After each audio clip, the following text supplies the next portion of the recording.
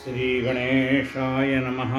सजेति सिन्दूरोद्वत्नो देवो यत्पादपङ्कजस्मरणं वासरमणिर्वतमसारासन्नासृविघ्नानां या कुन्देन्दुतुषारहारधवला शुभ्रवस्त्रामृता या वीणावरदण्डमण्डितकरा या श्वेतपद्मासना या ब्रह्माच्युतशङ्करप्रभृतिर्देवैः सदा वन्दिता सा मां पातु सरस्वती भगवती निःशेषदाढ्यापहां मूकं करोति वाचालं पङ्गुं लङ्घयते गिरिं यत्कृपातमहं वन्दे परमानन्दं माधवं नारायणं नमस्कृत्य नरं चैव नरोत्तमम्।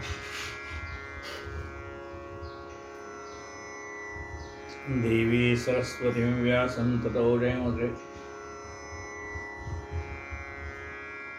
वसुदेवसुतं देवं कंसचाणूरमर्दनं देवकी परमानन्दं कृष्णं वन्दे जगद्गुरुं। गुरुर्ब्रह्मा गुरुर्विष्णु गुरुर्देवो महेश्वरः गुरुः साक्षात् परब्रह्म तस्मै श्रीगुरुवे नमः। श्रोता वक्ता श्रीरामसमर्थ जय जय रघुवीर समर्थ। आपण साई सच्चरित्राचं चिंतन करू।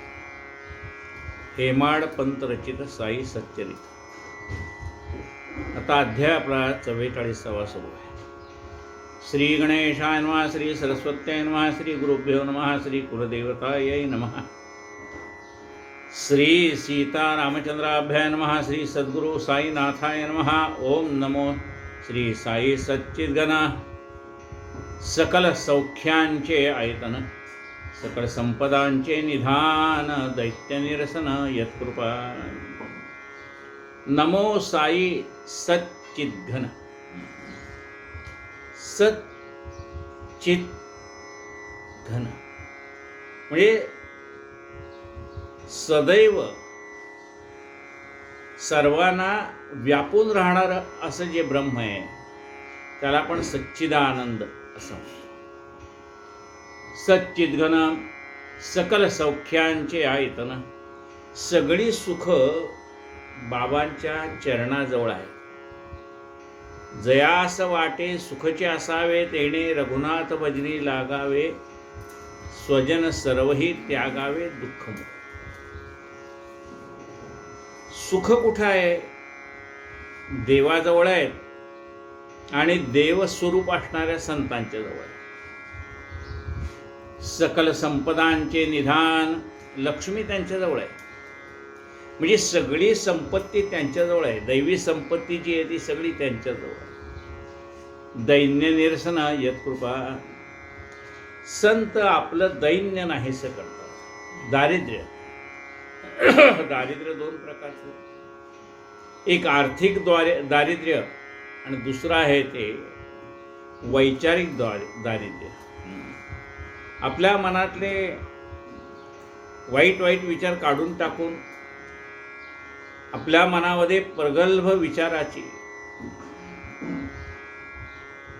प्रगल्भ विचाराचं बीजारोपण संत आपल्या मनामध्ये करतात। म्हणजे आपलं मन विशाल करतात। जे सूक्ष्म आहे, संकुचित आहे, ते विशाल करतात। करिता अवलीला चरणवंदन, समस्त पापा होय क्षालन। आपण बाबांच्या पुढे हात जोडले की आपली सगळी पापं नाहीशी होऊन जातात। मग जो भावे भजन पूजन करीतो त्याहूनही धन्य। नुसतं नमस्कार केल्यानंतर जर पापं जातात तर मग जो त्यांची पूजन करतो, पूजा अर्चा करतो, त्यांचे स्तोत्र वाचन करतो, कथा श्रवण करतो, कथा वाचन करतो, त्यांचं जर भाग्य केवढं आहे। पाहता दयाचे सस्मित मुख, विसरे समस्त संसार दुःख। संतांचं लक्षण वर्णन करताना काय सांगितलंय? संत कोणाला म्हणावे? दर्शनात प्रसन्नता, ज्यांच्याकडे पाहिलं की आपलं मन प्रसन्न होतं। दर्शनात प्रसन्नता। जया पाहता जयाचे सस्मित मुख, विसरे समस्त संसार दुःख। संतांचं मुखकमल पाहिलं की आपण आपल्या संसारातली सगळी दुःख विसरून जातो। ठाईच विरे तहान भूक, ऐसे अलौकिक दर्शन। संतांच्या चरणाचं वंदन आपल्याला करायचं आहे. असा विचार करा, 4 तास लाईन आहे, 5 तास लाईन आहे, मध्ये तुम्हाला खाणं पिणं काही नाही आहे. पण अशा वेळेला आपण 4-4, 5-5 तास लाईनीमध्ये उभा राहून दर्शन घेतो. मग त्यावेळेला आपल्याला तहानही आठवत नाही आणि भूकही आठवत नाही, कारण आपलं सगळं लक्ष बाबांच्या दर्शनाकडे लागलेलं असतं. अल्लाह मलिक दया ध्यान. वास्तविकता बाबाच सगळं काही, सगळ्यांचं कल्याण बाबाच करायचे. पण त्याचं कर्तृत्व बाबा स्वतःकडे घेत नव्हते. बाबा काय म्हणायचे? अल्लाह मलिक आहे, म्हणजे परमात्मा सर्व काही करतो असं बाबा म्हणायचे. वास्तविकता करतायत कोण? बाबा. पण ते कर्तृत्व बाबा स्वतःकडे घेत नाही. अल्लाह मलिक दया ध्यान, जो निष्काम निरभिमान, ज्यांना कोणाकडूनही कशाची अपेक्षा नाही, निष्काम आहे. जो निष्काम निरभिमान, त्याला कुठल्या गोष्टीचा अभिमान नाही. निर्लोभ निर्वासन दयाचे मन. निर्लोभ आहे, कोणाकडनं काही अपेक्षा आहे का? निर्लोभ, कोणाकडे कशाची अपेक्षा नाही, लोभी मन नाही बाबांचं. निर्वासन, ज्यांच्या मनामध्ये कुठल्याही प्रकारच्या वासना शिल्लक नाही. निर्वासन दयाचे मन, दयाचे महिमान काय मानू, काय मानू आता संतांचे उपकार मज निरंतर जागविती, असं म्हणतात. संतांचे उपकार किती वर्णन करून सांगू, मज निरंतर जागविती. संत मला निरंतर जागवतात. जागवतात म्हणजे काय? आपुल्या हिता जो असे जागता, धन्य माता पिता तयाच्या. जागता, आपुल्या हिता जो असे जागता, आपल्या हिताला जागा असणारा. मग संत आम्हाला काय करतात? जागवतात. कशासाठी? आपल्या हिताकडे लक्ष दे बाबा.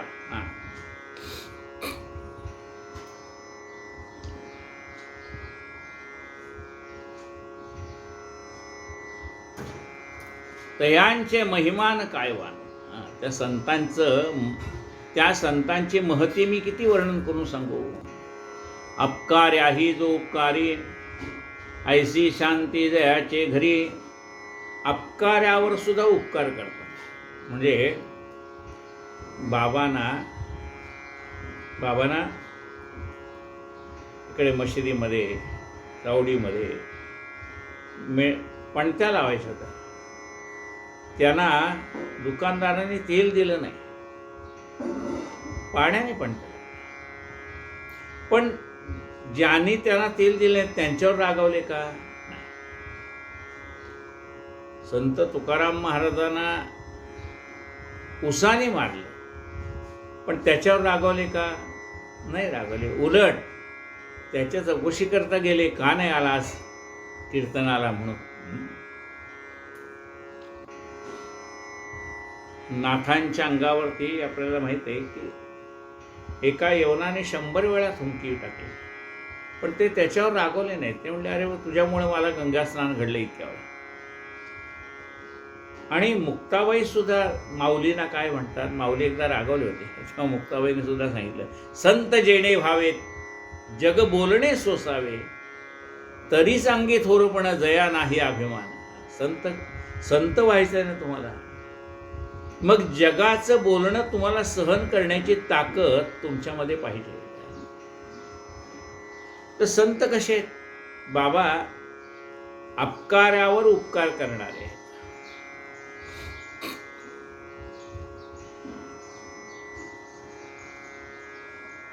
तयान विसंबे कोणीही क्षणभरी द्यावा निजांतरी निवास. म्हणून अशा संतांना आपण क्षणभर सुद्धा विसरू नये. त्यांना आपल्या हृदयामध्ये स्थान द्यावं. माऊली काय म्हणतात? हृदय चौफाळून आपुले वरी वैसवू सद्गुरूची पाऊले. आपलं हृदय स्वच्छ करू आणि आपल्या हृदयामध्ये आपल्या सद्गुरूच्या पावलाची स्थापना करू. आपल्या हृदयामध्ये आपल्या गुरुला स्थान द्यायचं आहे. मग जिथे आपल्या गुरुला स्थान द्यायचं आहे ते हृदय स्वच्छ पाहिजे का नाही? राम कृष्ण राजीवाक्ष संत हीनाक्ष वा एकाक्ष, देवरूपे सुंदर स्वरूप आनंद स्वरूप संत सदा.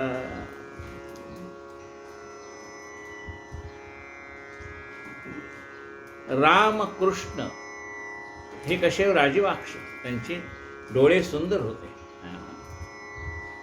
आणि संतांना काय म्हटले? एकाक्ष. एकाक्ष म्हणजे त्यांचं सगळं लक्ष भगवंताकडे. एकाक्ष, एकाच ठिकाणी त्यांचं लक्ष आहे. देवरूपे सुंदर स्वरूप आनंद स्वरूप संत सदा. देव दिसायला सुंदर आहे आणि संत कसे आहेत? आनंद स्वरूप आहे. देवांचे नेत्र श्रवणांत, दृष्टी संत नाही अंत. हे यथा माम देवतत संत द्रवत निंदकाही. देवांचे नेत्र श्रवणांत, देवाचे नेत्र आहेत, तर त्याचं वर्णन ऐकून आपले कान तृप्त होतात. आणि संतांच्या दृष्टीला अंत नाही, म्हणजे संत सदैव आपल्यावर कृपा करतात. अखंड वाहे गुरुकृपेचा सदैव येथे झरा. संतांची कृपा सदैव आपल्यावरती असते. देवांचं काय? देव आणि संतांमधला फरक सांगितलाय. देवांचं कसं आहे? यो यथा माम प्रपद्यन्ते तां तथैव भजाम्यहम. जो माझ्याशी जसा आहे त्याच्याशी मी तसा आहे. खटास खट, उद्धटास उद्धट असं देव म्हणतो. संत म्हणतात तसं नाही. यारे यारे खट नट. कुणी या म्हणजे खटाला खट होत नाहीत, नटाला नट होत नाहीत. म्हणजे दुर्जन जरी जवळ आले तरी त्यांच्याशी दुर्जनासारखं वागत नाहीत. तर त्यांना सज्जन करून सोडतात, त्यांची दुष्टबुद्धी घालून टाकतात. म्हणजे परमात्मा बघा, परमात्माचं वचन काय आहे? परित्राणाय साधूनां विनाशाय च दुष्कृतां धर्मसंस्थापनार्थाय संभवामि युगे युगे. दुष्टांचा संहार करण्यासाठी मी अवतार घेतो असं भगवंत म्हणतो. संतांनी कुणाचा संहार केलाय? कुणाला मारून टाकलंय? नाही. उलट संत मारतात कुणाला? त्याच्यातल्या दुष्ट प्रवृत्तीला मारतात. त्या माणसाला मारत नाहीत, त्याच्यातली दुष्ट प्रवृत्ती घालवून टाकतात. राम कृष्ण आणि साई तिघा माझे अंतर नाही. नामे तीन वस्तू पायी ठाई ठाई एक रूप. राम म्हणा, कृष्ण म्हणा, साई म्हणा, ही सगळी परमात्म्याची रूप एकच आहेत. ते वस्तू स्मरणावस्था वार्ता ही तो समूळ मिथ्या. काळावरी दयाची सत्ता तया काव्यता त्या ती.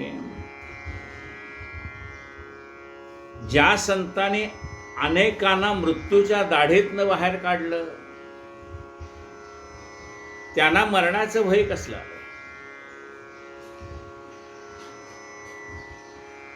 त्यांची काळावरही सत्ता आहे. प्रारब्ध संचित न कळे आपणा नेहमी त्या क्रियमाणा. करुणाकर साई गुरु राणा जाणून करणा करुणा भागरसे.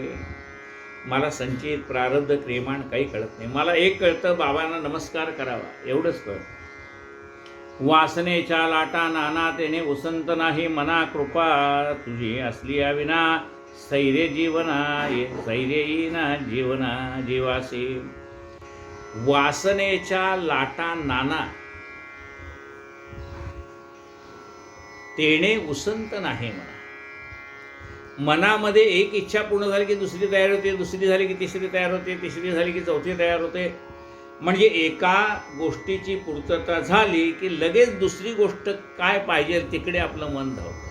म्हणजे ह्या मनाला विश्रांती नाही. गीतेमध्ये सुद्धा सांगितलंय ना, चंचल ही मन कृष्ण प्रमाती बलवदृढा. अर्जुन म्हणतो, देवा हे मन एवढं चंचल आहे की एक वेळ वाऱ्याची मोड बांधता येईल, पण ह्या मनाला एका जागी बसवता येत नाही, ते फार चंचल आहे. मग आपल्या ह्या चंचल असणाऱ्या मनाला एका जागी स्थिर करण्याची गोष्ट कुणाच्या स्वाधीन आहे? ती सद्गुरूच्या स्वाधीन आहे. सद्गुरूचा बोध झाला की मग मन निश्चल होतं. मग ते कुठं जात नाही. आता कुठे धावे मन तुझे चरण देखील या. एकदा संतांचं चरण पाहिल्यानंतर ते मन आता दुसरीकडे कुठेही धावत नाही, त्याला निश्चलता येते. गताध्यायारंभी वचन दिले परी न झाले, पालन घडले ना सांग निर्मण. साध्यंत संपूर्ण परिसावे.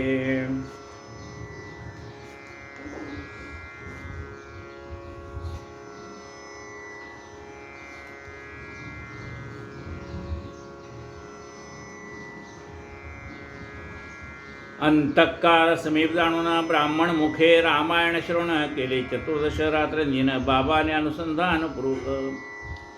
बाबाने आपला देह ठेवण्याच्या आधी 14 दिवस रामविजय ग्रंथांचं वाचन आपल्या मशिदीमध्ये करून घेतलं आणि बाबाने ती रामकथा ऐकली स्वतः.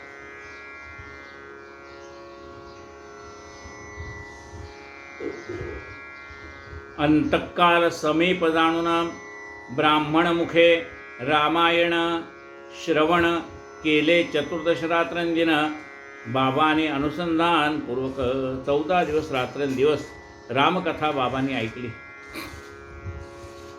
ऐसे 2 सप्ताह भरता रामायण श्रवण करिता विजयादशमी दिवस येता बाबा विदेहता पावले. गताध्यायी झाले कथन होता बाबांचे प्राणोत्क्रमण. लक्ष्मण वामाने केले पूजन जोगानी निरांजनारती. जेथून तेथून पुढे 36 तास हिंदू आणि मुसलमानास लागले विचार करावयास. केवी या कलेवरास सद्गती. पुढे या बाबांच्या देहाचं काय करायचं. मुसलमान म्हणतात आम्ही त्याच्यावर कबर बांधू. हिंदू म्हणतात आम्ही त्यांना आमच्या हिंदूंच्या पद्धतीने काय पुढचा देहाचा विधी असेल त्याप्रमाणे आम्ही करू. असं दोघांची मतं आहेत वेगवेगळी.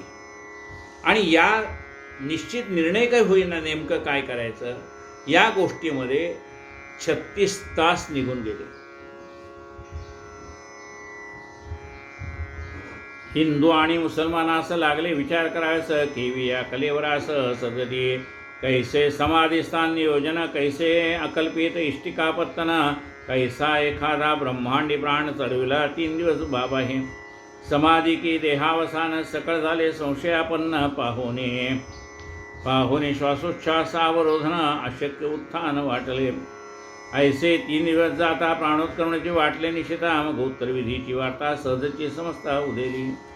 36 तास वाट पाहिली की बाबा पुन्हा देहावरती येतील असं त्यांना वाटलं म्हणून 36 तास वाट पाहिली. आणि 36 तासानंतर नाकाला हात लावून पाहिला की आता काही श्वासोच्छ्वास दिसत नाही. म्हणजे बाबाने बहुतेक देह सोडलेला असावा. ऐसे 3 दिवस जाता प्राणोत्क्रमणाचे वाटले निशिता. मग उत्तरविधीची वार्ता सहजची समजता उदेली. ऐसी आहे तया अवसरी परम सावध बाबांतरी. येऊन अवचित निज देहावरी घालविली दुरी जनचिंता. इत्यादी सकल कथा प्रेमभावे परिस्थिती श्रोता श्रवणे आनंद होईल चित्ता. कंठ गैवर्ता दाटेल. कथा नव्हे ही एक संदुक गर्भी साई रत्नामौलिक.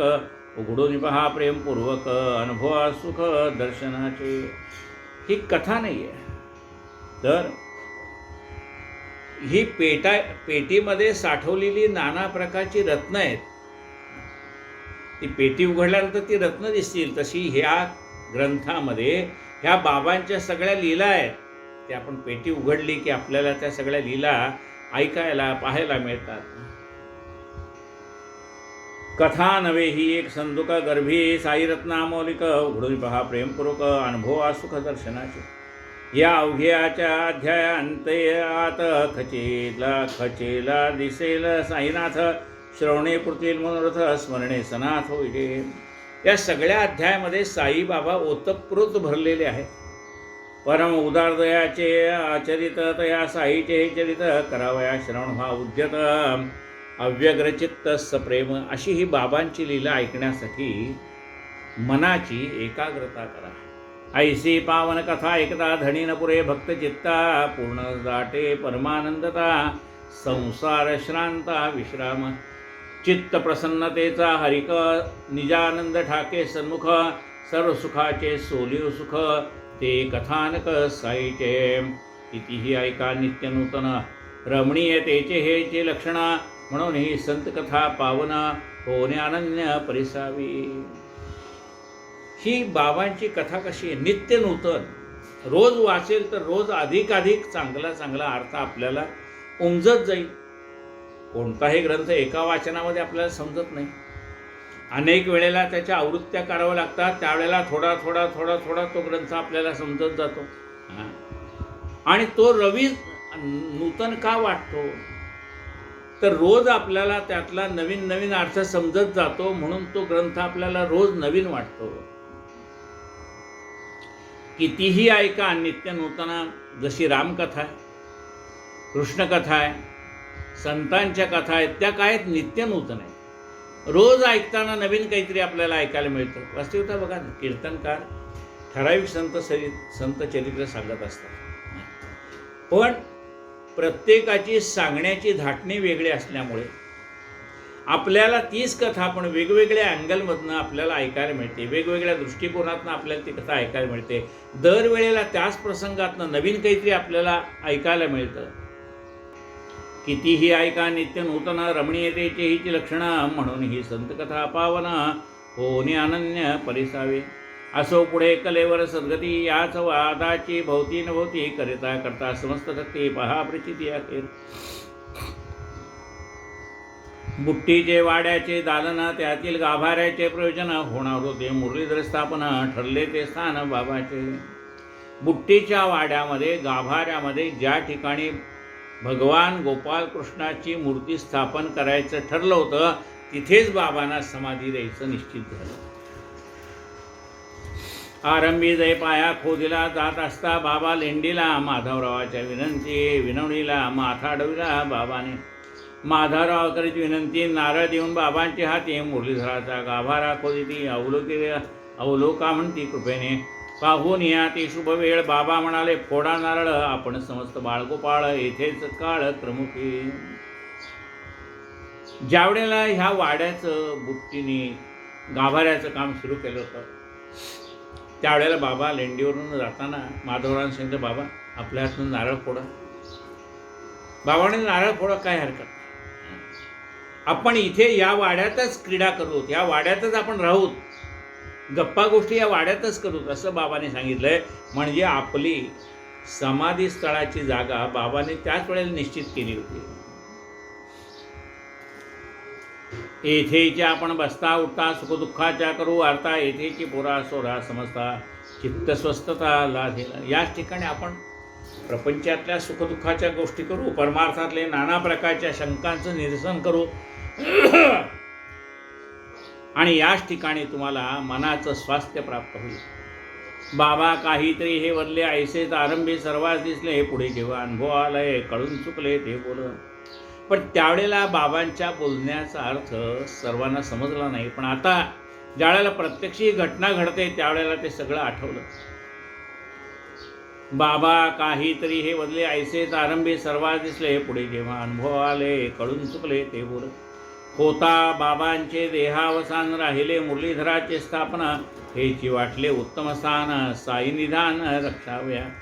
वाडियात पडो हे शरीर, अंती बाबांचे जे उद्गार, तोची शेवट ठरला विचार, झाले मुरलीधर बाबाचे. माझं शरीर वाड्यात पडो, असं बाबा म्हणले होते. आणि श्रीकृष्ण आणि बाबा काही वेगळे नाही, म्हणून त्या ठिकाणी ज्या ठिकाणी श्रीकृष्णाची स्थापना करायचा विचार होता, त्याच ठिकाणी बाबांना समाधी द्यायचं निश्चित झालं. श्रीमंत बुट्टी आदीकडून हिंदू मुसलमान सर्वत्र जन याचा विचार राजी होणे वाडा सत्कारणे लागला. मग सर्वांनी एक विचार केला, मुसलमानांनी सुद्धा त्याला मान्यता दिली. ऐसा बहुमोल वाडा असून बाबांचा देह कुठेही पडून जाता, मग तो वाडा ही शून्य, अर्थ अत्यंत भयान सदा. आता बाबांचा देह दुसरीकडे कुठे ठेवला असता, दुसरीकडे कुठे बाबांना समाधी दिली असती, तर त्या वाड्याचं आजचं जे वैभव, जे चैतन्य दिसतंय ते कदाचित दिसलं नसतं. आज तेथे जे भजन पूजन कथा कीर्तन पुराण श्रवण अतिथी अभ्यागता अन्नदान होते, त्या कारण श्री साई आज त्या ठिकाणी जे भजन होतंय, कथा होतात, कीर्तन होतात, पुराण श्रवण होतं, अतिथी अभ्यागतानं अन्नदान होतं, त्याला कारण साईबाबा आहे. आज तेथे जे भजन पूजन कथा कीर्तन पुराण श्रवण अतिथी अभ्यागता अन्नदान होते, त्या कारण श्री साई. आज तिथे बाबा आहेत म्हणून एवढं कथा कीर्तन पुराण श्रवण तिथं का होतंय, बाबांचं वास्तव्य त्या ठिकाणी आहे म्हणून होतंय, अन्नदान होतंय त्या ठिकाणी. त्याला कारण साईबाबाचं आहे. आजी तेथे जे अन्न संतर्पणा लघुरुद्र महारुद्रावतान आवर्तन देशोदेशीचे ती जन त्या सर्वा कारण श्री साई. आज तिथे जे हजारो लोक लाखो लोक येत आहेत दर्शनाला, लघुरुद्र करतायत, नाना प्रकारचे आवर्तनं करतायत, ते केवळ बाबांचं स्थान त्या ठिकाणी असल्यामुळे लोक येत आहेत.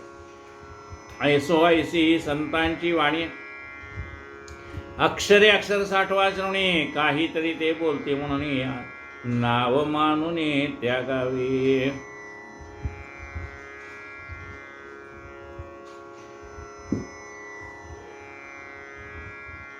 म्हणून संतांच्या बोलण्यातल्या प्रत्येक शब्दाला महत्त्व असतं, प्रत्येक अक्षराला महत्त्व असतं. आपलं त्या ठिकाणी लक्ष पाहिजे.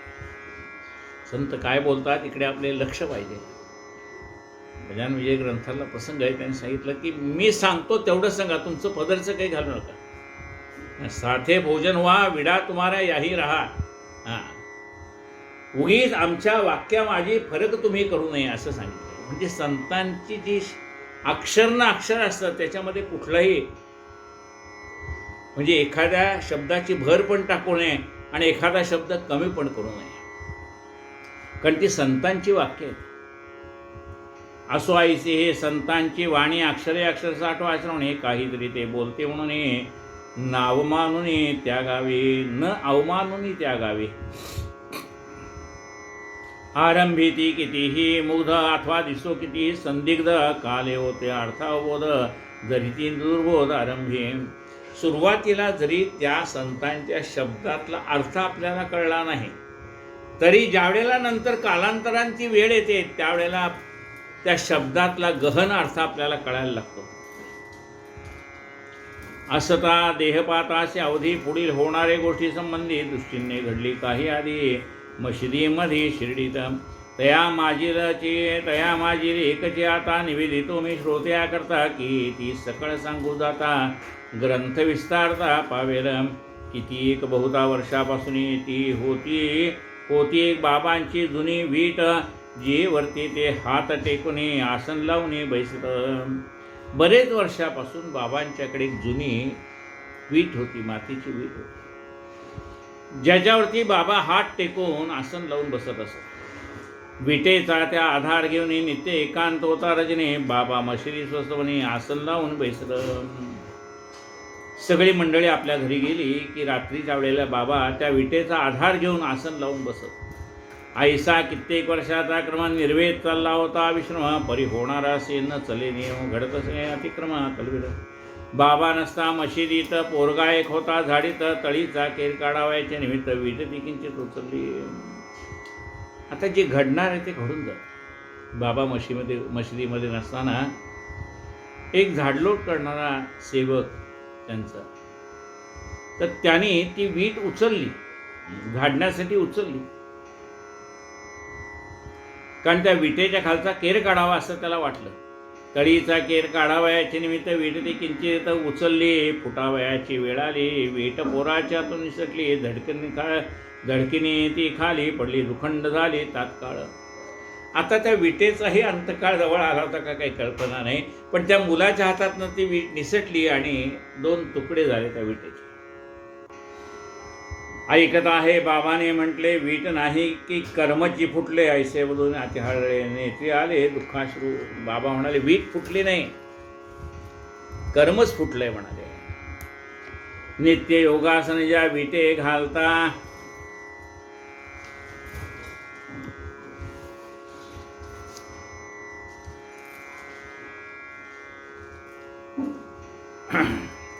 नित्य योगासन ज्या विटे घालीत बाबा ती जो पुढे तेणे दुःखे हृदय फाटे कंठ दाटे तयांचा. ऐसे बहुता काळाची जुनाट निजासनाचे मूळ पीठ अवचट भंगली पाहुणे वीट मशीद सुनाट वाटे. त्या वीटची की मग ती प्राणाप्रती बाबांची होती ती आवडती पाहून तिची ऐशी स्थिती. बाबा ती चित्ती हळहळले त्याच विटेशी टेकून कोपर बाबा घालीत प्रहराचे प्रहर घालून आसन युग तत्पर म्हणून तिजोरी प्रेम मोठे. त्या विटेवरतीच कोपर टेकून बाबा प्रहरचे प्रहर घालत योगाभ्यास करत. आता त्या विटेची संगत एवढी की बाबांचं त्या विटेवर प्रेम जडलं. जिये संगे आत्मचिंतन जी मद होती जीवकी प्राण ती भंगली माझी सांगातीनं मीही तीच वीडणार आहे. वीट जन्माची सांगातीनं गेली की आजी मद सांडून ऐसे तेचे गुणाठवण बाबा निरुदन मांडले. येथे सहजच येईल आशंका वीटही क्षणभंगून नाही का यथोतथ करावे का शोका काय लोकांनी म्हणावे. आशंका ही प्रथम दर्शनी उठेल कवणाच्याही मने प्रवर्ते मी समाधानी पाय नमुने साईचे. कैसा होईल जगदोद्धार कैसे तरतील दिन पामर येतती संतांचा अवतार कर्तव्य तर नाही का. हास्य रुदन क्रीडा प्रकार लौकिक नाट्यचे सार तैसा तैसा श्रेष्ठाचार लोकव्यवहार हे तैसाची. आता वास्तविकता बाबा कशातही गुंतले नाही. ते काय एका मातीच्या विटेत त्यांचं मन गुंतून पडेल का. पण लौकिक व्यवहार असतो. आपल्या आवडती एखादी कब्बशी असते, तिच्यात आपल्याला जीव जडलेला असतो. कब्बशी फुटली की आपल्याला हळहळ वाटते. वास्तविकता ती फुटणारी वस्तू फुटणार हे माहीत असतं. पण तरीही आपल्याला व्यवहारामध्ये कसं असतं की त्या वस्तूविषयी प्रेम निर्माण झालेलं असतं आणि ती मग फुटल्याचं दुःख आपल्याला होतं. तसं बाबा काय करतात ते नाटक आहे. बाबांचं मन कशात गुंतलेलं नाही. ती वीट तुटली तर त्याच्यात एवढं काय गुंतील बाबा. पण लोकाचार दाखवतात की आपण साध्या साध्या गोष्टीत किती गुंतून पडतो. हे बाबांनी या निमित्ताने आपल्याला दाखवून दिलेलं आहे.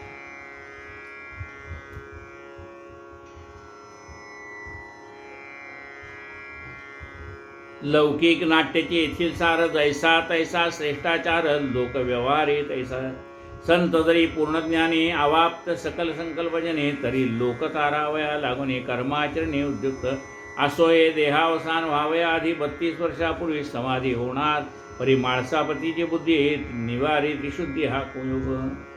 बाबांचं आता जे देहावसान झाले ते 32 वर्षापूर्वीच झालं असतं. पण त्यावेळेला माळसापतीने तो कुयोग टाळला. मार्गशीर्ष शुद्ध पौर्णिमा बाबा अस्वस्थ उठला तमा सहन करावया देहधर्मा ब्रह्मांडी आत्मा चढविला. 32 वर्षापूर्वी मार्गशीर्ष शुद्ध पौर्णिमेला बाबांना दम्याचा खूप त्रास झाला. आता देहाला आहे. देहाचं काय आहे. देहाला बघा प्रत्येका शरीरामध्ये काय आहे. वात पित्त आणि कफ प्रत्येकाच्या शरीरामध्ये. शरीर धारण केलं म्हणजे शरीराच्या अनुषंगाने येणारं सगळं आलं. तसं बाबांना दमा लागल्यानंतर त्या वेदना एवढ्या होत्या की सहन करण्याच्या पलीकडे होत्या. म्हणून बाबांनी काय केलं आपला प्राण ब्रह्मांडाला नेऊन ठेवला.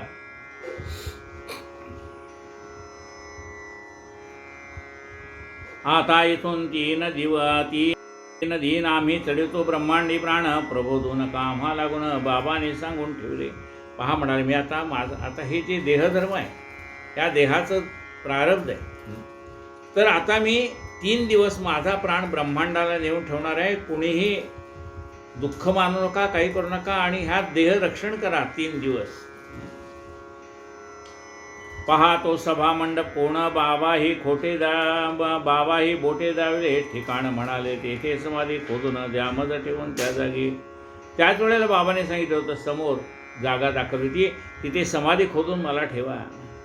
स्वयं माळसापतीच लक्षण बाबा तरावती निक्षुण नकामज सांडू पेक्षुन 3 दिनपर्यंत. माळसापतीला सांगितलं 3 दिवस माझ्या देहाचं रक्षण तुला करायचं आहे. तये स्थानी निशाणे 2 लावून ठेवा निदर्शक कोण आहे सेवदता वरदता प्राण ठेविला चढून ब्रह्मांडी भरावी एकाएकी भवंडी तेवी निचेष्टीते देहदांडी. माणसापतीने दिदली मांडी आशा ती सांडिली इतराने.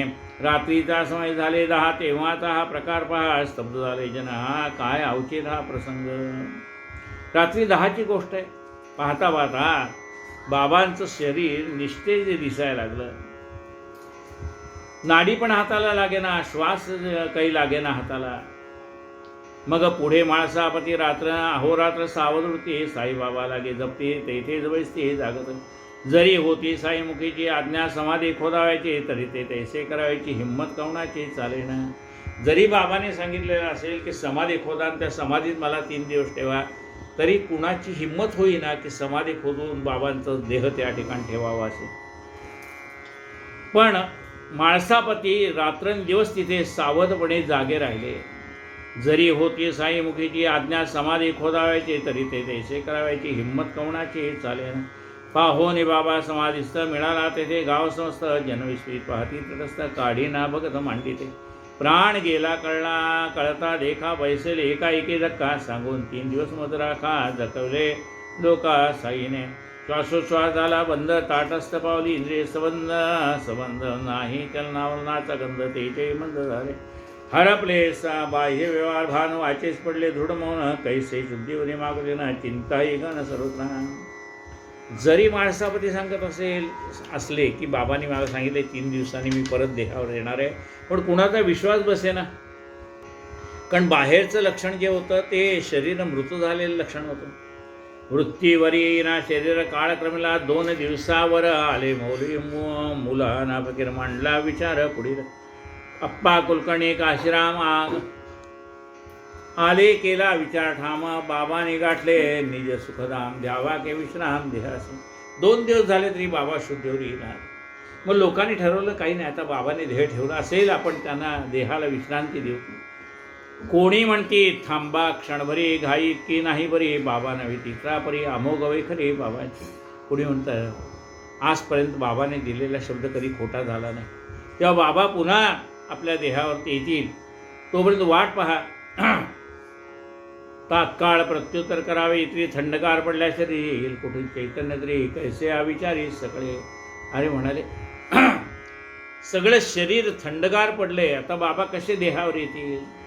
खोदा कबर दाविल्या स्थळी बोलवा की सकळ मंडळी द्या मूळ माती वेळच्यावरी तयारी करा तयारी सगळी करा. नाही म्हणाले बाबाने ज्या ठिकाणी समाधी स्थळ दाखवलं आहे त्या ठिकाणीच बाबांच्या देहाला समाधी द्या. मूठ माती द्या शरीराला. ऐसी भोवती भोवती होता पूर्ण झाली दिनत्रयता. पुढे पहाटे 3 वाजता चेतना येता आढळली. होता होता 3 दिवस पूर्ण झाले. बाबाने दिलेला शब्द 3 दिवसांनी परत येतो. हळूहळू बाबांच्या देहामध्ये थोडी उष्णता दिसायला लागली. श्वासोच्छ्वास सुरू झाला. हळूहळू दृष्टी विकासता आळे पिळे शरीरात येता. श्वासोच्छ्वास चालू होता. पोटही हालता देखले. हळूहळू बाबांची डोळे उघडत आहेत. श्वास पुन्हा पहिल्यासारखा यायला लागला आहे आणि पोटसुद्धा खालीवरती होत आहे दिसायला लागलं. दिसू लागले प्रसन्न वदन होऊ लागले नेत्रोन्मिलन जाऊन आणि चेष्टितपणा प्रबोध लक्षण होतले. आता चेहऱ्यावरही प्रसन्नता दिसायला लागली. बाबांनी डोळे उघडलेत. जणू विसरले देह भावा तयाचा पुनश्च आठवावा. चुकला ठेवा ठाई पडावा भांडा उघडावा ती गती. जणू काही देहाचं विस्मरण झालेलं आहे आणि आता पुन्हा देहावरती आलेत असं लोकांना वाटायला लागलं. देखोने साई सावधान झाले सकळ प्रसन्न वदन टळले देवदयेने विघ्न आश्चर्य निमग्न भक्तजन. पण बाबांच्यावरचं गंडांचं टळलं असं सर्वांना वाटलं आणि सगळ्यांना मोठा आनंद झाला. पण आश्चर्य वाटतंय की 3 दिवसानंतर बाबा कसे जिवंत झाले. देखोने साई सावधान झाले सकळ प्रसन्न वदन टळले देवदयेने विघ्न आश्चर्य निमग्न भक्तजन. भगत पाही मुख कौतुके साई मान हळूच तुके साई ही मान हळूच तुके. मौलवी फकीर पडले भिके की प्रसंग चुके भयंकर. पाहुने मौलवीची दुराग्रहता भगत आज्ञा पालने चुकता यत्किंची ते निश्चिरता. तरी तो येता कठीण दे वेळ तो येता कठीण दे. आता त्यावेळेला भगताने आपला निश्चय दृढ केला म्हणून, नाही तर लोकांच्या आग्रहाला बळी पडून जर त्यांनी त्याच वेळेला बाबांना समाधी दिली असती तर मोठं दुःखाचा प्रसंग होता. पण भगत आपल्या शब्दावरती ठाम राहिले म्हणून हे गंडांतर टळलं.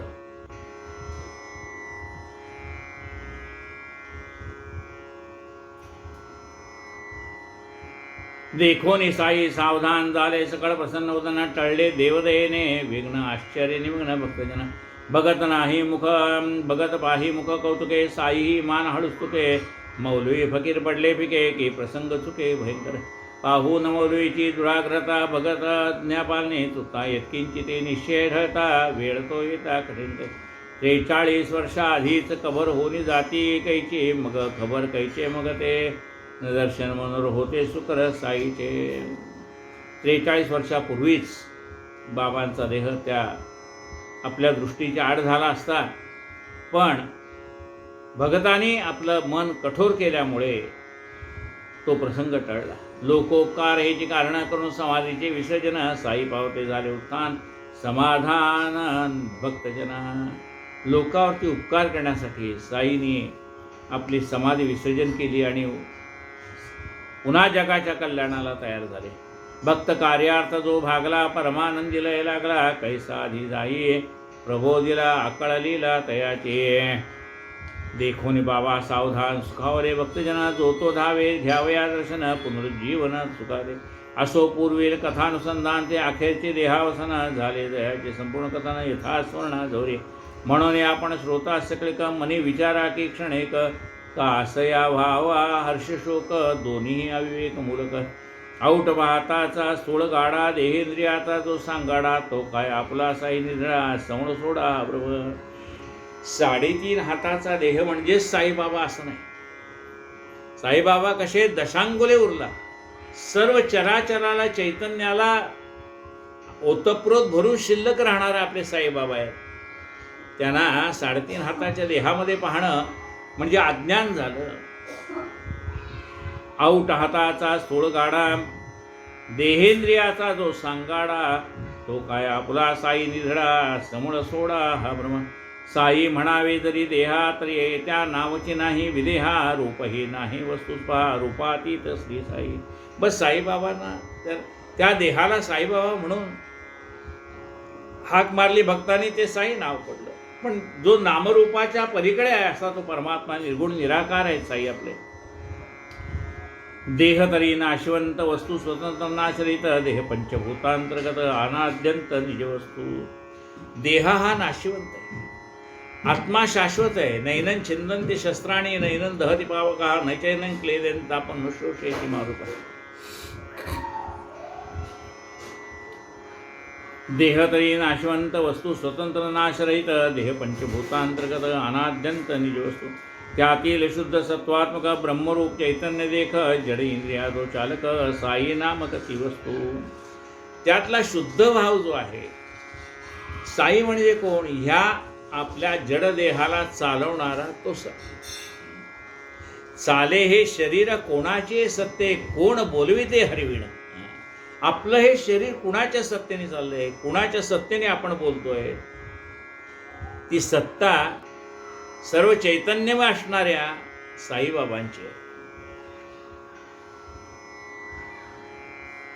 परब्रह्म स्वरूप साई आहे, त्यामुळे ही सत्ता कुणाची? त्या परब्रह्माची सत्ता आहे. त्या अतिल शुद्ध सत्वात्मक ब्रह्मरूप साई कसे ब्रह्मरूप आहे, चैतन्य स्वरूप आहेत ते. त्या चैतन्यामुळे ह्या देहामध्ये चैतन्य आहे, ते निघून गेले की मग हा आत्ता चैतन्य आपल्या शरीरात आहे, म्हणून या देहाला शिव म्हणतात. आणि चैतन्य ह्या देहातनं बाहेर पडले की ह्या देहाला शव असं म्हणतात. आज लोक आपल्या पाया पडतील, पण ह्या देहातनं ते चैतन्य बाहेर पडलं तर आपल्या अंगाला स्पर्श केला तर लोक घरी जाऊन आंघोळ करतील, कारण त्याला शव म्हणलेलं आहे. जोपर्यंत चैतन्य आहे तोपर्यंत हे शिव आहे. यातलं चैतन्य नाहीसं झालं की शव आहे.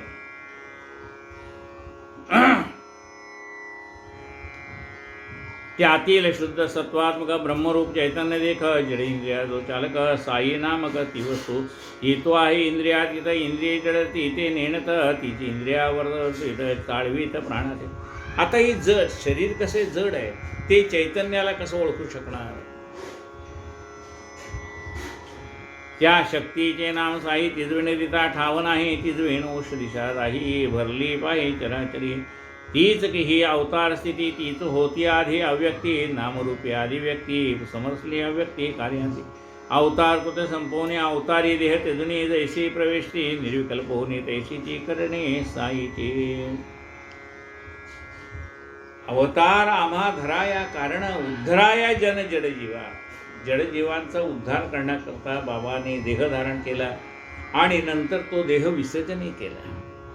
पण चैतन्य रूपाने बाबा अजून शिर्डीतच आहे. राहिलेला कथाभाग आपण आता उद्या ऐकूयात. कायेन वाचा मनसेंद्रियर्वा बुद्ध्यात्मना वा प्रकृती स्वभावात् करोमि यज्ञं सकलं परस्मै नारायणायति समर्पयामि अच्युतं केशवं रामनारायणं कृष्णदामोदरं वासुदेवं हरि श्रीधरं माधवं गोपिकावल्लभं जानकीनायकं रामचन्द्रं भजे हरे राम राम राम हरे हरे हरे हरे कृष्ण कृष्ण कृष्ण हरे हरे हरे राम राम राम हरे हरे हरे हरे कृष्ण कृष्ण कृष्ण हरे हरे। साईनाथ महाराज की जय।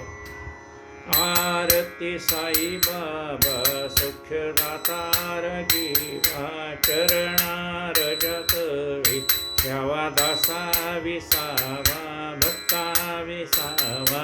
आरती साई बाबा जाळूनिया अनंग स्वस्वरूपी राहे गंग मुमुक्षु जनतावी निज डोळा श्रीरंग डोळा श्रीरंग। आरती साई बाबा जया मने जैसा भाव दया तैसा अनुभव गाविसी दया घना ऐसी तुझी ही माव तुझी ही माव। आरती साई बाबा तुमचे नाम ध्याता हरे संस्कृती व्यथा अगाध तव करणी मार्ग दाविसी अनाथ दाविसी अनाथ।